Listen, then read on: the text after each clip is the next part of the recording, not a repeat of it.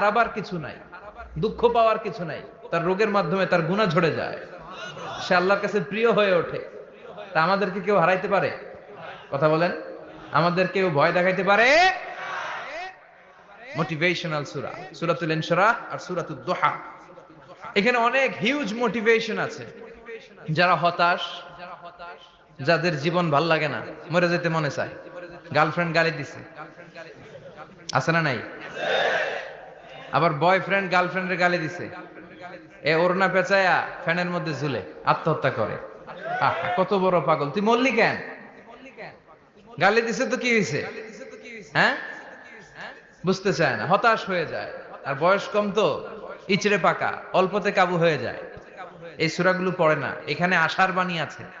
আজকে আমি জানি কথা শোনাবো আপনাদেরকে, শুরুতে আগে সংক্ষেপে বলে দিই। এই সূরার মূল কথা হচ্ছে, মানে সেন্ট্রাল থিম বা সাবজেক্ট ম্যাটার, সূরাতুদ দোহার কেন্দ্রীয় আলোচ্য বিষয় হচ্ছে নিরাশ হবেন না, হতাশ হবেন না, হাল ছাড়বেন না, ভরসা রাখবেন কার উপর?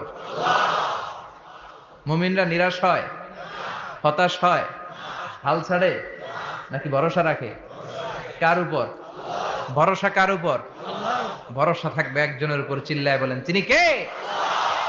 Never lose hope.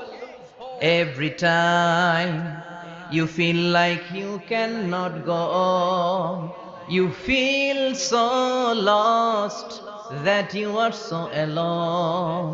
Don't despair and never lose hope.